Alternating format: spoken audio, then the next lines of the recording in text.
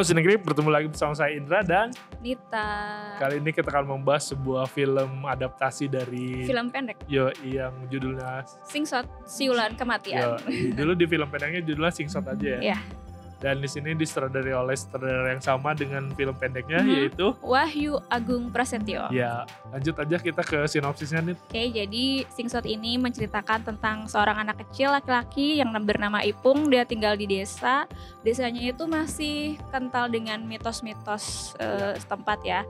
Dan salah satu mitosnya itu adalah dilarang untuk bersiul di malam hari. Suatu hari Ipung melanggar pelarangan tersebut, terus sejak itu dia dihantui oleh teror-teror misterius dan mengerikan. Dan kenapa si Ipung bisa diteror? Silahkan tonton film Singsot Saksikan. Siulan Kematian. Iya. Oke, kalau yang disuka nih dari film Singsot Siulan Kematian apaan nih? Aku suka ambience sih, jadi benar-benar membawa aku pribadi aku ingetnya langsung ke Gunung Kidul sih, kayak suasananya, terus pemerannya benar-benar luwes dengan bahasa Jawanya. Ya. Benar-benar ya menunjukkan masyarakat setempat gitu. Ya, dan mereka pun nggak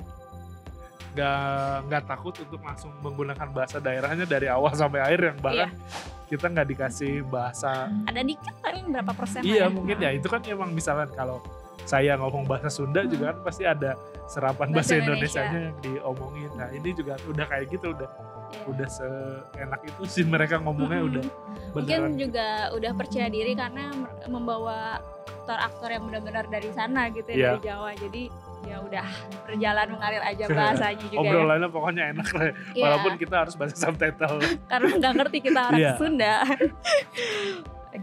Paling yang orang suka emang tadi sih dari awal, dari opening juga kita udah dikasih yang lumayan mencekam dengan si openingnya yang si Pete ini. Iya, Agus Pete. Ya, Agus Pete ini mulai bersiul-siul dan di situ tuh udah ada kejadian. Tapi ini kita belum dilihatin kalau kejadiannya. Itu sebenarnya kenapa si Agus Pete bisa kayak gitu? Nah, ini tuh akhirnya harus kita tonton filmnya sampai habis biar bisa tahu ceritanya apa gitu. Jadi si misteri ini tuh enaknya tuh disimpan. disimpan. Udah filmnya.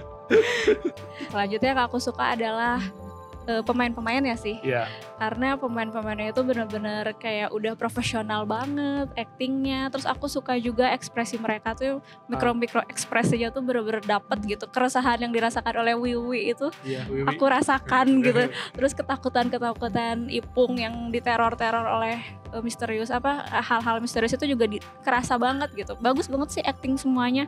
Anak-anak kecilnya, acting orang tuanya bagus. Iya, walaupun ada satu anak kecil mungkin yang bukan anak kecil di sini. Yang menyamar sebagai anak kecil mungkin ya, atau menurut orang sukanya kayak interaksi antar pemainnya juga kan. Iya benar. Enak banget. Terus ya ini dari menggunakan ambience. Iya.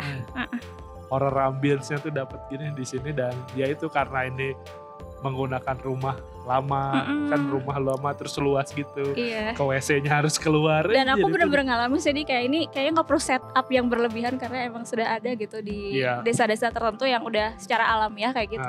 Ya jadi ini menggunakan kesederhanaannya jadi lebih mantep gitu. Kalau rumah KPR itu gak bisa. Iya makanya. Ini rumah-rumah di desa yang emang luas-luas, jadi ini dapat banget sih ambience horornya. Jadi kita hutan-hutannya juga ya. Apa nih, hantunya gimana nih, muncul di mana nih. Nah itu. Mungkin ambience aku juga suka soundscape yang dibangun. Jadi kayak sound design-nya tuh keren banget. Kayaknya ini gak perlu musik-musik yang berlebihan, dari langkah orang, terus kayak suara air, gerimis, toke, suara ayam, suara burung yang kayak terus suara napas orang, detik jam berdetak gitu. Wah, itu udah membangun semua ambience yang dibutuhkan film horor sih menurut aku. Ini nggak perlu musik-musik yang berlebihan iya benar, petir ceder harus gitu. Nah, harus kayak wah gila, mencekam sih. Hal-hal sederhana dan kita temui sehari-hari ternyata jadi hal yang mengerikan gitu. Soalnya itu makin serem tuh karena suara-suara ini tuh dekat nih dengan kita. Keseharian, kita tuh merasakan suara-suara ini, keheningan ini tuh kita dapat. Nah, itu yang bikin kita horor. Kan kalau kebanyakan horor nih biasanya musik hujan dikasih hujan dulu, terus ada petir jeder kan. ya agak jauh ya. Kalau suara-suara yang emang ada di sekitar kita kan itu makin bikin kita ngerasain dekat banget sih. Iya. Kayaknya mungkin kejadian di kita, nah itu.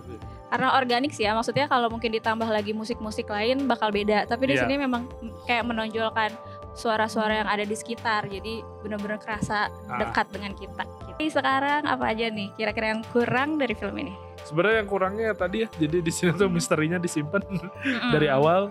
Kirain bakal ada penjelasan lebih lengkapnya tentang misterinya kenapa. Sebenarnya ada di dialog antara pemainnya, tapi kan itu agak kurang ya, sangat kurang menurut aku. Iya, kurang banget kayak si karakter ini tuh sebenarnya siapa, kayak si Tirto. Penjelasannya. Iya, Tirto yang digedor-gedor, terus kayak si Mbah Minto yang itu pokoknya yang kepala punya suku. yang punya kekuatan buat masuk ke alam lain ya itu juga kita nggak dapet. Terus backstory si Ipungnya juga kan nggak dijelasin, terus tiba-tiba dia punya telur emas nih, telur emas kenapa dilarung, terus kenapa Simbah lanangnya marah kenapa kamu yang melarung, kan harusnya aku yang ini. Nah itu banyak di sini sebenarnya karena kitanya udah disuguhin misteri dan berharap itu ada jawabannya si misteri-misterinya, dan akhirnya sampai akhir menurut aku ya belum kejawab begitu. Iya.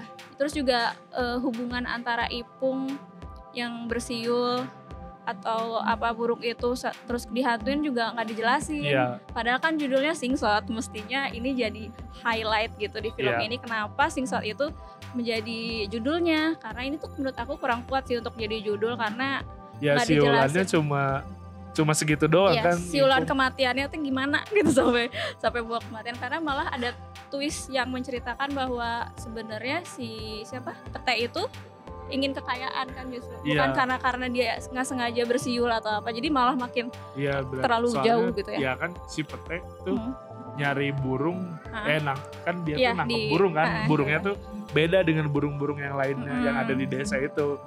Nah itu aja kita tuh nggak tahu ya, misteri gitu. Kenapa Pete ingin kaya?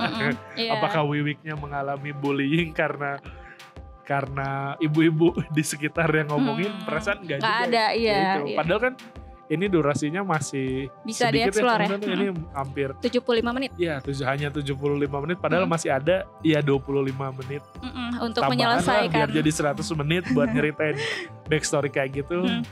Ya itunya sayang sekali kan ini. Ya itu seenggaknya ada sejarah desanya apa, kenapa semua desanya pada main burung. Betul. Atau burungnya jadi sumber penghasilan mereka kalau dijual gimana, atau menang lomba gimana. Di sini tuh sayangnya nggak dijelasin juga. Aku sempat nebak mungkin ini tuh kayak mata pencaharian gitu. Mungkin kayak dijual atau apa. Tapi enggak, akhirnya ternyata bukan juga. Dan tidak dijelaskan apa sebenarnya mata pencaharian masyarakat di situ. Terus juga kenapa banyak burung-burung gitu, nggak dijelasin. Burung emas juga apa. Dan satu lagi peluit perkutut. Itu juga aku pikir bakal ada sesuatu yang wah gitu, atau kayak ngasih kejutan gitu, ternyata dibuang begitu saja.